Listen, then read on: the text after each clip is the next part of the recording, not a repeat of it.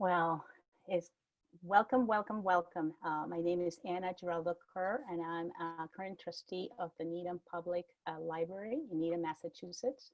And I am delighted to be hosting this first ever virtual book club discussion on diversity and inclusion topics. And we are so lucky, blessed to have Grace Talusan with us, who has written a wonderful book. We're all excited to discuss it. So I'm going to get right to the point. I want to give you a quick introduction on why we're here, how this started. We started about 2 years ago, I believe, and it was actually a collaboration between the Needham Free Public Library, the Needham Human Rights Committee, and the Needham Diversity Initiative. And those three organizations wanted to start discussing topics that were relevant to the diversity that was starting to happen in Needham, and also to really go deep in issues that are about diversity, inclusion, and social justice. So that's how it got started. And here, as part of the discussion, we have Rick Hardy, who is a current trustee, and he's actually a co-chair for the book club. Tom Harkins, who is here too, he's a trustee who is part of the group of 7, and former trustee Louis Bacon, and perhaps I don't see Rose here yet, but there's some regulars as well. So, but we welcome many folks from, there's some people from the West Coast, there's some people from the Philippines, some people from New York and Connecticut. So this is really a truly global discussion. And I'm going to turn it over to Jenn Scheck-Kahn, who's going to be moderating now. Thank you, Anna. Thank you, everyone, for coming. And thank you so much, Grace, for being here. First, I will begin by giving you a little bit of sense of the structure of how this evening is going to go. And then we can kind of delve right in. So I'm going to provide you with guidelines and norms for this conversation. And I'll introduce Grace, who will then read about 4 minutes from her book. And then we'll begin a conversation. And this is going to be an interesting part. So I will ask questions of Grace, and I will ask questions of all of you, who I'm calling the community. So when I say, so community, what do you think of this? And raise a question, I hope that you will respond. So when I do ask a question of you, I would love it if you could raise your hand so we know who to call on. And when I say raise your hand, I mean physically with your hand up, because that will be the easiest, with so many of us, visual cue to us.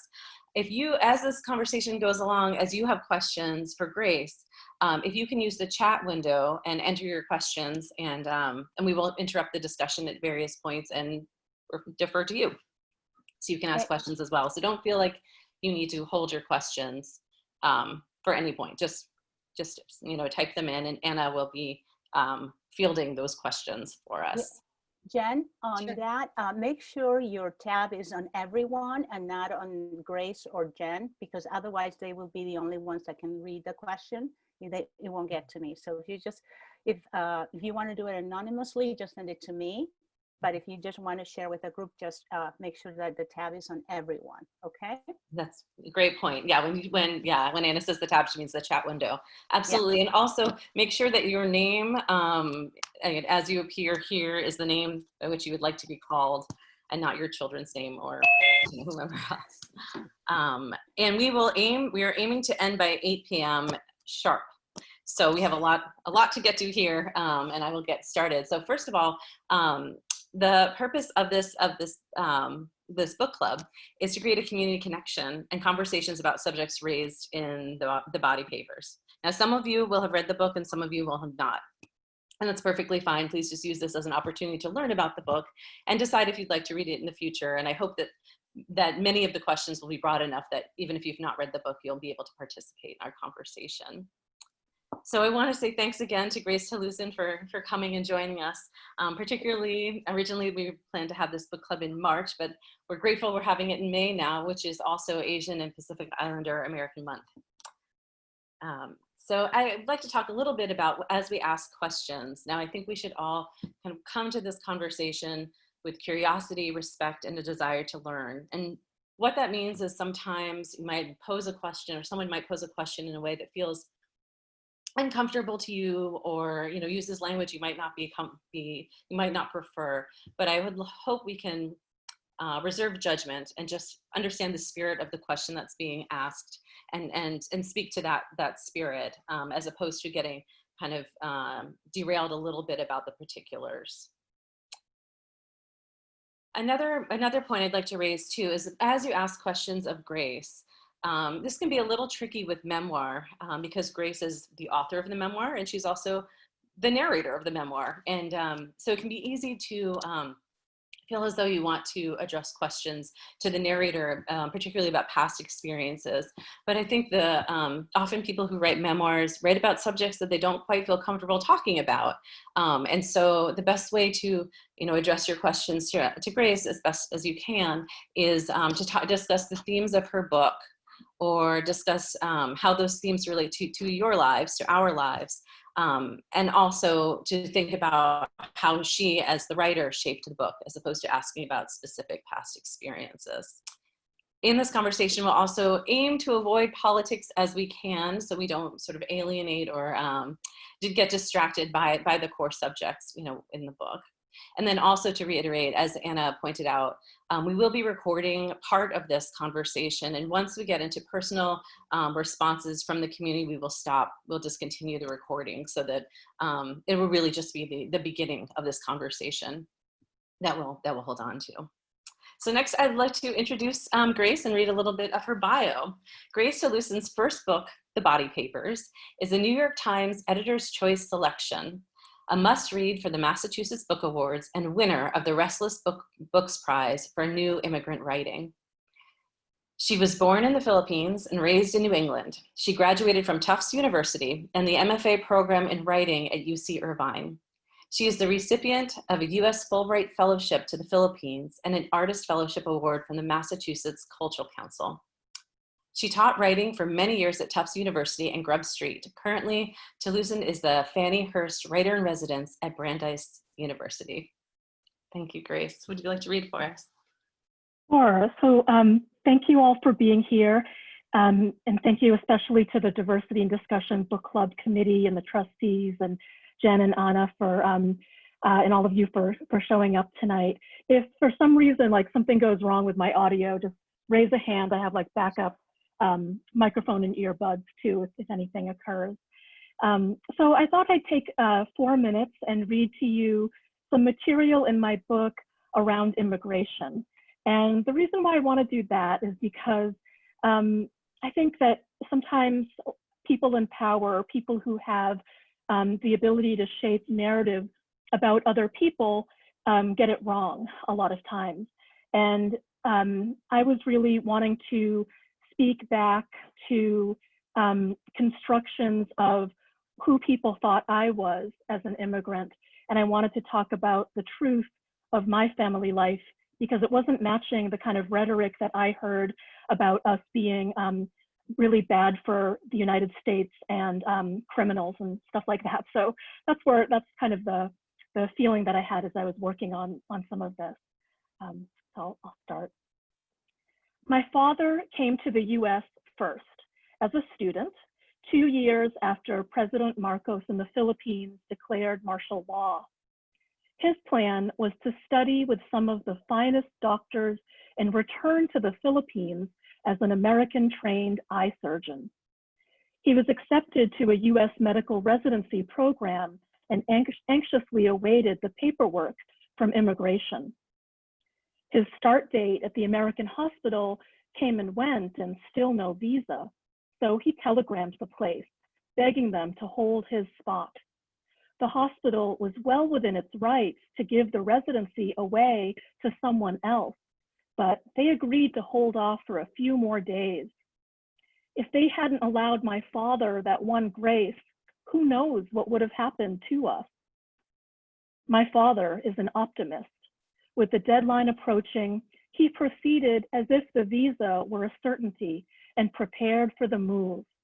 He visited his dentist, who advised him to extract all of his natural teeth except the two healthiest ones. My father didn't grow up with regular dental care or fluoride in his water. It is better to lose your teeth in the Philippines, his dentist said, than all of your money in America. My father feared the pain of extraction, but he dreaded the unknown expense in the States more. He opened his mouth to the dentist's pliers. I lost my first name, Bubut, and later, even when I could hear the love in the voice of the person who had known me as a baby, I came to hate this name. Maybe in our language it was beautiful, but in English it sounded like an insult. I would correct people when they'd call me Bubut, reminding them that I was an American now and only used my American name. My first country disappeared as a place. I never heard it mentioned in the news, and not too many people in my small town had heard of it. They knew our neighbors, China and Taiwan, where toys and electronics were made, and their fathers and uncles who had served in the military knew Subic and Clark military bases and could say mahal kita. We were not an affectionate family during those difficult early years, so I did not know that those men were parroting, I love you, nor did I wonder who taught those men that phrase. This is what happens when assimilation brings forth erasure. I lost my first language, Tagalog. My parents wanted us to embrace English only. They believed Americans would discriminate against us if they heard an accent in our voice. My parents still spoke to each other in Tagalog if they wanted to talk about us without moving out of earshot. We learned to listen closely when we heard our names popping from their otherwise indecipherable sentences. My mother told me that her parents did the same thing to her, except in Spanish, a language they continue to speak with pride, a marker of their class status and education, long after the Spanish colonizers had left. Inside a few cells of my brain, I believe there's a part of me that still knows Tagalog. I feel pain when I attempt to speak it, as though there is something I want to say desperately that can be expressed only in my first language. But I can't access the words or that part of me that named the world first in Tagalog. When I hear strangers speaking Filipino languages, I am as drawn to them as kin. Thank you. Thank you, Grace. Oh, that was really beautiful. Thanks.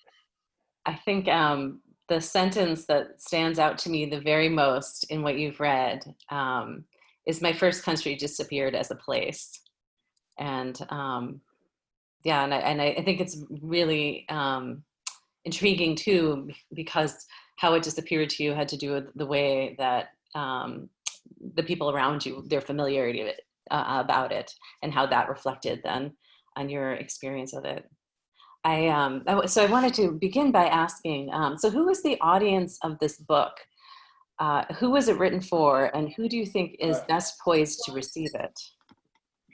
I mean, it really, at first, I was talking to myself. I mean, I need privacy when I write, and if I think about audience too much, I'll edit myself too much, I'll try to protect people too much, or I'll feel like afraid of being judged. So at the very beginning, I'm really just talking to myself. But then as it became clear that this book would have an audience and would get published, I really thought about the people who I'm around most often and work with most often, which is my students and my nieces and nephews and nibbling. I thought of like the generations after me, and that really is where my loyalty was. You know, I find a lot of inspiration from my students. I find them to be incredibly brave, and I wanted to do right by them, and I wanted to tell my story in a way that they could hear, and also to tell the truth and not try to sugarcoat things or whitewash things. I wanted them to be like prepared and equipped by knowing the truth about my story, even if it was uncomfortable sometimes. Mm-hmm. I can understand that. The Body Papers describes ways in which Grace is influenced by pioneers, people who paved the way for her, and from them she inherits perseverance and possibility. For example, she discusses in her book that Oprah's public sharing of her sexual assault made it possible for Grace to tell her parents about her assault. And also that Grace doesn't know that she can be a writer until she encounters her first Filipino writer, her Tito Freddy. So I asked a question for the community. These examples also describe the importance of representation and role models and the limitations of well-meaning mainstreamers or white streamers, like many of us. That said, in what ways did Grace's book speak to you personally? What was the core message that resonated the most? Please raise your hand if you'd like to participate.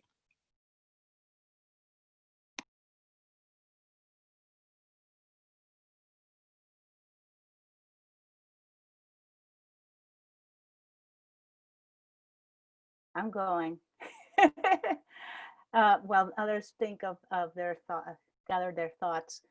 To me, almost every chapter, I almost felt like I was, although I'm not Filipino, but there's so many similarities in my stories in terms of the immigration piece, the assimilation, the losing your identity just because as a trade-off to try to fit in, you know, and that's just one. There's so many. To me, it was it's almost like I get what you said, that you were talking to yourself, because it's almost like the conversations I've had with myself in my different contexts. So I get that you were trying to organize your ideas, make meaning of the experiences and what you were learning. So to me, it was almost, I don't know if it's because I'm an immigrant and I've had similar experiences in different ways, but to me, the core message was, look at all that has happened to you. Wow.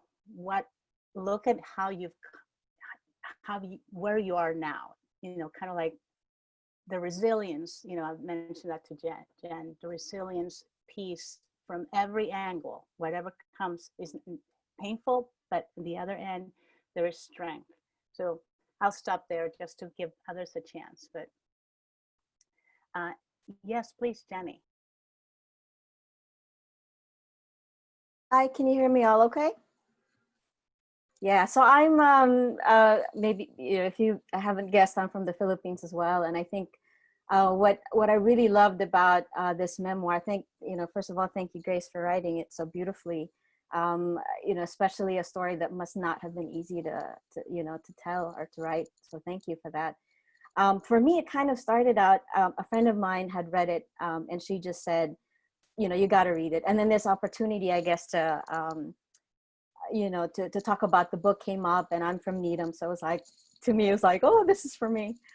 I started out just reading it, you know, with just a curiosity about, okay, so what's the story about? And then I think maybe halfway through, there was a part there when, Grace, when you were talking about, when you were recalling what it was like for you when you were in school, and how you would look around and you couldn't really, there wasn't really anybody that looked like you.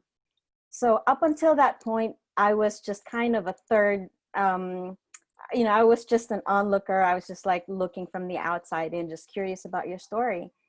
And then when I got to that part, I have, you know, my husband and I are both from the Philippines. We both migrated to the States. And we have two girls that are both born and we're raising here in the States. And when I got to that part of the story, it kind of changed for me. And for me, it became, this could be the story of my kids. And it kind of changed. Something clicked with me, and I'm like, all right, what did Grace go through? And I kind of saw it from a different lens at that point. And I'm like, is this something that my kids, you know, may encounter, may experience? You know, because my husband and I, having grown in the Philippines and we always go back and visit, it's definitely an experience of coming back home for us. And us, you know, trying to, you know, take our kids with us, and we want to expose them as much to the culture and the people. It kind of just reminds me that their experience is going to be innately different from ours. And I think it's we need to be cognizant that there is going to be that there's going to be a difference just within the generation, but also they are Filipino Americans. So I think for me that really resonated, and to me I kind of dug deeper, and I really kind of just, you know, I really just immerse myself just thinking about, all right, these could be my kids, and what could be their challenges, what are their questions about their identity, because it was just so, you know, it's unique to them, but then also hearing from Grace, her story, it became really personal. So I'll stop there, but thank you. Thank you, Jemy. That was really great. Thank you for sharing your point of view.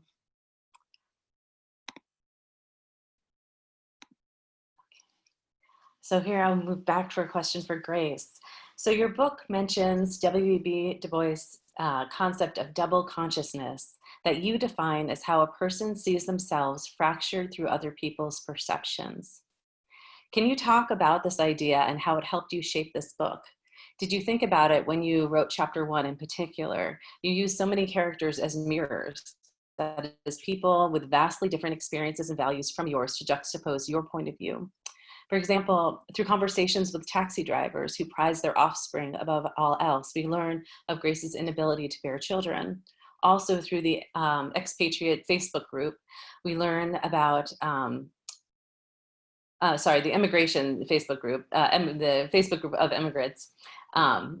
We learn about the status hierarchy in the Philippines, and we also learn about your niece Naomi.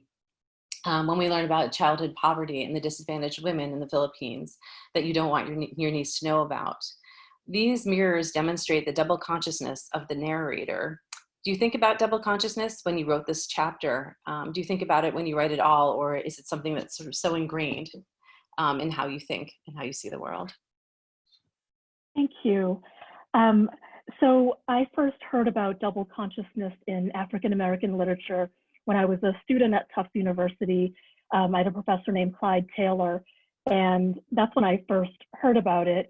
I think we did read The Souls of Black Folks by Du Bois that year, and that's it. Like, that thought unlocked an idea in me, and I realized, even though Du Bois is talking about the experience of Black people and African Americans in this country, I saw myself and felt an affinity with that notion of myself refracted through other people, because I had an idea of who I was by the way I was treated in my household, and then I would step out the door and my teachers would treat me in a different way, or I would meet a stranger and there would be assumptions made there.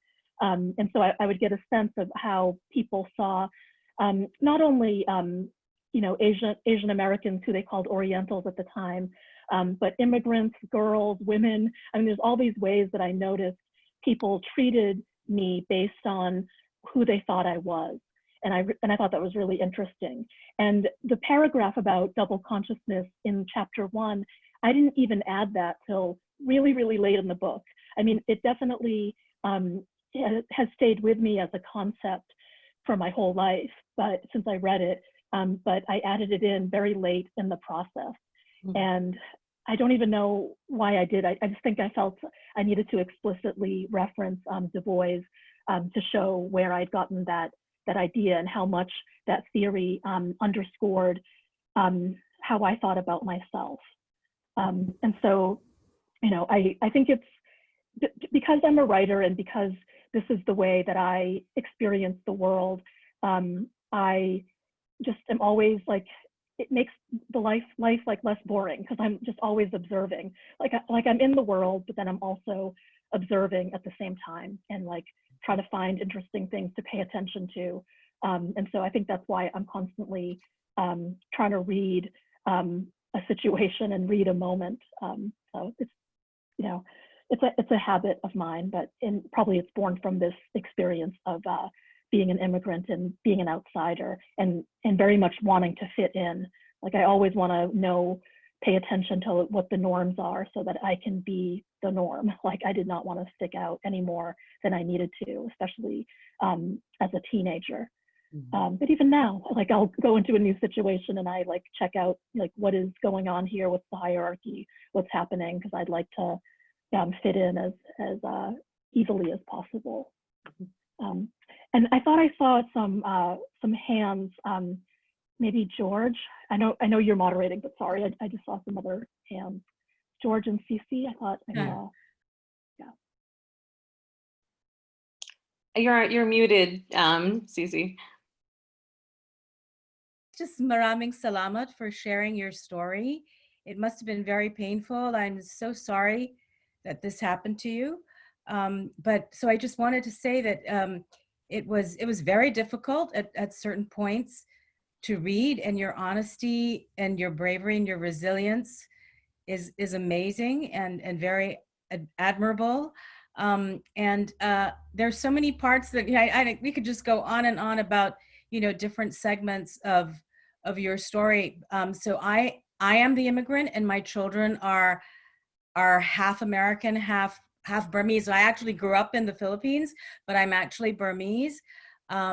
So I think often, I actually think a lot about how different my experiences than it is for my children that are first generation Americans. And I hear echoes of some of the things that I think that they might have experienced, but aren't really quite willing to share. So it was really good to read, and thank you. Thank you. I really appreciate your comments and hearing from other readers. As a writer, it's such a gift to be read, frankly. I mean, so many books come out every week. There's so many things vying for your attention, and to know that someone, spent time with my book, it's really incredible. So thank you. And in terms of the living and the writing of the book, which is what some of the comments that I heard you referencing, the living of it was hard. And I think that, and sometimes the writing was really hard too, and that I had to learn how to take care of myself and not just pretend that, I can, write for 2 or 3 hours and then put that away and then return to my job of teaching and being out in the world the same person. I really had to learn about myself and learn how to take care of myself when I was writing about difficult things. And so that was a good thing for me to learn. But I do think the hardest lesson for me was I had to learn that reaching out to people and not being alone with my suffering was really important. Somehow I had come to think that if I was hurting or I was suffering, like I just had to do it by myself in silence. And it's taken me many years to learn that that's the opposite actually of what's going to help me.